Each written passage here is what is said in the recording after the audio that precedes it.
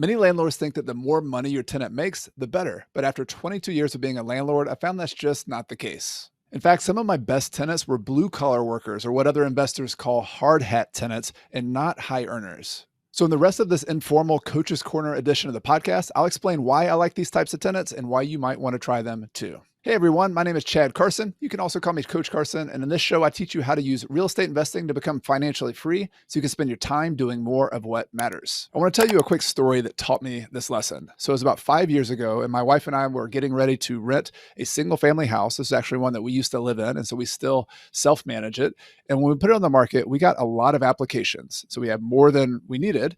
But by the end of that week, we decided we were going to evaluate everybody at the same time. And we kind of narrowed it down to two people, both of who qualified. So they met our minimum criteria for income, they met our minimum criteria for credit. They both had good job history, but one of them was a very high earner and they made a lot of money. Let's just say that they had graduate degrees and we were able to make multiple six figures, and they were sort of in between. They sold one property, they might be building another property, but they just needed a place for a couple of years. And this is a good spot. The other couple was, I'm not going to give away their actual profession for their privacy, but let's just say they work with their hands and they're skilled at what they do, but it's more of a, blue collar job, and they worked hard, did it just fine, but they made less revenue than this other person did personally, but also enough. Long story short, we decided to go with the second couple, the couple who was the more blue collar job. Here's my reason. Number one, they made enough money. So we have three criteria that we always look for that I'll repeat here in this episode for a good tenant. We want someone who pays on time, someone who stays a long time, and someone who will take care of the property. And in this case, we felt like this tenant was the best suited to do that. And I'm going to explain more why that is the case here in a moment. But fast forward, they've been there about 5 years now, and they just renewed for another couple of years. And I think they'll be there for a total of 7 years at least. Maybe they'll move on after that point, but has been a very, very successful, awesome tenant. We've loved having them there, and hopefully they've liked being in the house as well. So I want to unpack this situation a little bit. First of all, by saying, I hope if you've watched my channel at all on property management or landlording, you've probably heard that it's smart to have tenant screening criteria in writing that you apply to everyone the same. So this is things like credit, income, they have a prior eviction record, they have good screening criteria from their prior landlords, things like that. And you can actually get a copy of my written tenant screening criteria. If you want to use that as a starting point, you can look in the podcast or YouTube description below. There'll be a link there. You can get that for free. But the point is, that is a really good starting point. And in some cases, if you're renting your property and you have one applicant who qualifies, it's pretty straightforward, right? You choose the qualified applicant. And this situation is a little bit different. We set a deadline of about a week from the time we started promoting the property, hoping that we would get multiple applicants, and we did. And at that point, we wanted to choose the most qualified applicant. And the point I want to make here is that the most qualified isn't always the person who makes the most money. So if my goal here is to have somebody who pays on time, the person who made more money certainly had that criteria. They would probably pay on time. But because I was able to choose between multiple applicants, I felt like the second applicant was more likely to stay longer or stay forever, stay as long as possible and take care of the property better. And so I want to explain why this is the case. This is an idea I learned early in my career. It was a teacher named Jack Miller, and he's the one I first heard the concept of hard hat tenants from. And he used to say in this little booklet that I learned from him that there's roughly like 4 levels of income of a tenant makes. And I want to say up front, this has nothing to do with someone's race, their religion, their background. Those are all issues of fair housing that we all need to apply to. This has to do purely with how much money somebody makes. And what he found was that at different levels of income, you had better tenants. And the top level, luxury, the person who makes the most money, you might assume they're the best tenant. But what Jack Miller said is that they're actually not the best tenant. They're often the most picky tenants. They stay not as long because they typically want to buy a house. So if they are renting from you, this is kind of like a temporary type thing. They're very picky. They have, really high paid attorneys who are going to rip through every part of your lease. So it's not always your ideal tenant in his opinion. And I have found that to be the case as well. But then you also have these second category you might consider like white collar tenants. These are people who are working jobs that they might need to wear a suit to, or they have a collar shirt, or they're a little bit more training, and they're typically not working with their hands. Might make a little bit more money than the blue collar hard hat worker. Not always. That's kind of reversing itself in many cases in some places. But think about this person. they might not have a toolbox. The hard hat tenant has a toolbox. Which one's more likely to be willing to cut their grass? Not saying somebody with a suit's not going to be willing to cut their grass, but if I have a single family house where I have someone who I want to take care of the property, I'm not saying they have to fix the heating and air or fix maintenance items, which are my responsibility, but taking pride in the property as if it's their own. What Jack Miller found was these hard hat tenants were actually the best at that criteria as well. And then the other thing he found is that they might make a little bit less money. They might not have quite as much money saved for a down payment to buy a house, yet they're really good tenants and they pay on time, but they might be kind of swinging above their pay grade a little bit. So they're buying in a nicer neighborhood than they might be able to afford to buy a property, but because you're renting it to them in a nice neighborhood, their kids can go to a good school district. They might be close to a park they want to live close to or whatever. The same reasons anyone would want to live in a nicer neighborhood, but this blue collar tenant would want to live there as well.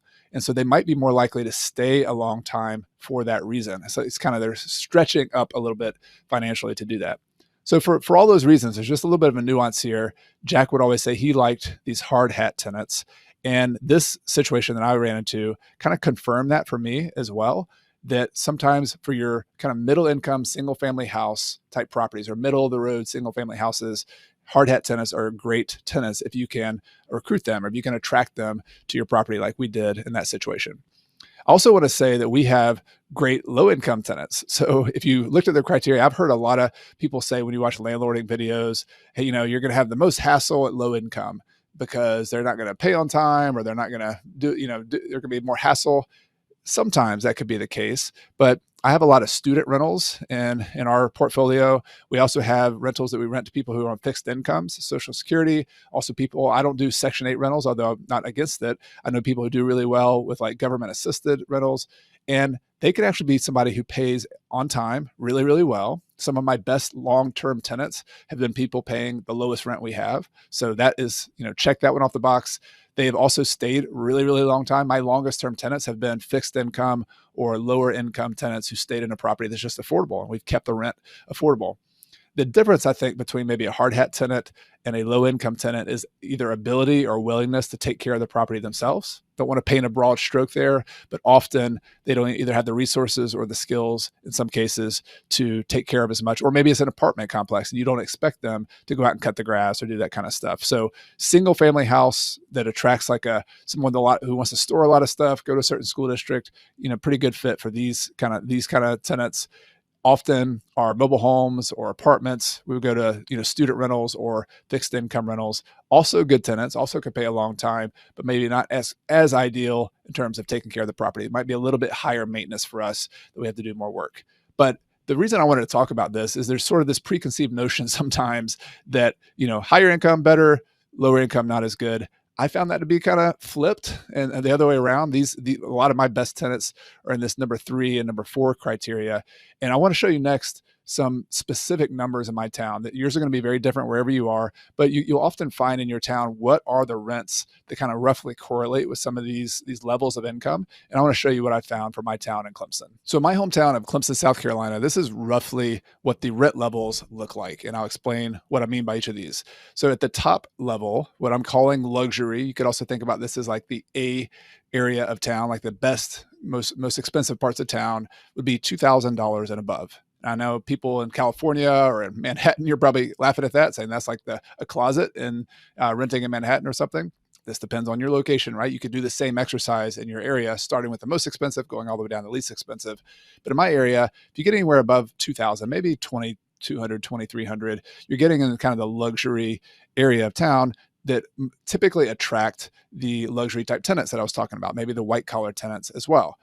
If you get into the 1,600 to 1,999, so anything below 2,000 but above 1,600, in my area, at least right now, that's kind of your B class areas. And what I mean by B class, the way I define that is these are areas where 80% or more of the people living in that area own their home.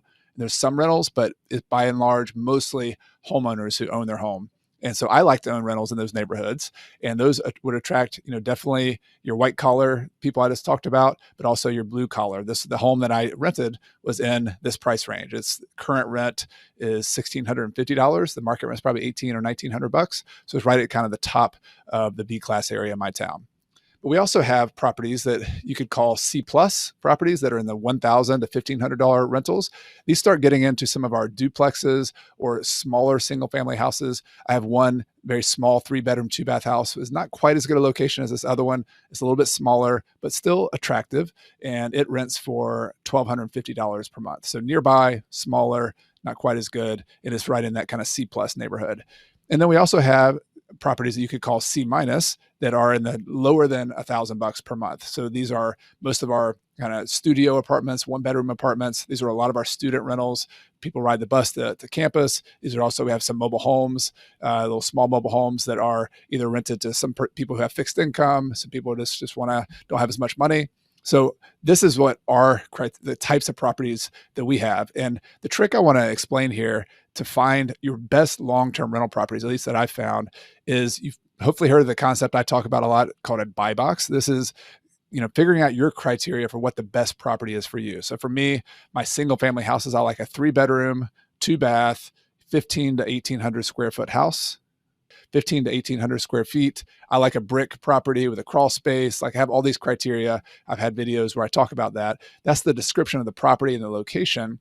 But what I'm trying to get at here too is that you can also try to find that sweet spot where you have your buy box, but you also have your ideal tenant, and you can find properties that attract both. That, like, maybe your ideal property is low maintenance, certain size. Like I would not want a 3,000 square foot rental house. It doesn't fit in my buy box. It also doesn't attract my ideal tenant. That's more of a luxury high-end tenant. But there's a sweet spot, like the property I've been describing in this episode, where the property's in that kind of B-class area of town, mostly homeowners, but some rentals. I found a rental there.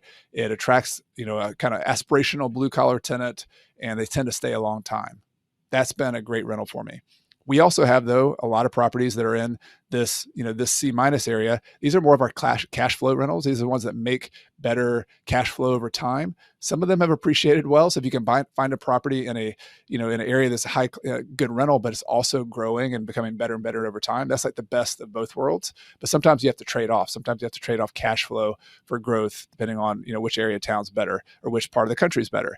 So all of this to say is that as you're landlording, as you're looking at properties, think both about the buy box, the types of properties you buy, but you might even want to start with your ideal tenant and work it backwards and say, what kinds of properties will attract the tenant who will pay on time, who will stay as long as possible, and who will take care of the property. That'll make your life easier as a landlord. You'll end up making more money. You also have happier tenants in the end as well. So hopefully this episode has shown that there's a lot more to being a landlord than just putting your property on Zillow and just advertising it and putting a tenant in the property. There's a lot you need to think about legally, fair housing laws, but also what's the best business decision. So if you want more help with that, if you want a community of other people who are all working on this, I have a community called Rental Property Mastery. It's a place where I spend a lot of time coaching, teaching, where other people are in these small groups helping each other out to become better landlords, to buy better properties, to finance them better, to create more cash flow.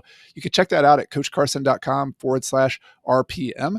And it is an application only process where we have a cap at 300 members, and we're actually getting pretty close to that cap. But if you're someone who already owns a rental or two and you're looking to buy more, you're looking to become a better landlord, I would love to have you in the community. Please apply, and hopefully we'd be able to have a one-on-one coaching session soon to talk some strategy and help you with some of your own landlording challenges. So several times in this episode, I mentioned something called a buy box, which to me is one of the most important things you can do as an investor, is creating a buy box for yourself. So I want to recommend my next video where I go in depth about my own buy box and share my criteria for the locations I look for, the type of property, the layout, the numbers of bedrooms and baths, even the materials I like to use on my properties. So if you want to go in depth and establish your own buy box for your properties, watch this video. If you're watching on YouTube, you can click on the thumbnail above me here, or if you're listening on the podcast or watching on YouTube, you can also click on the link in the podcast or the YouTube description below. Thank you so much for watching or listening. I'll see you in the next episode.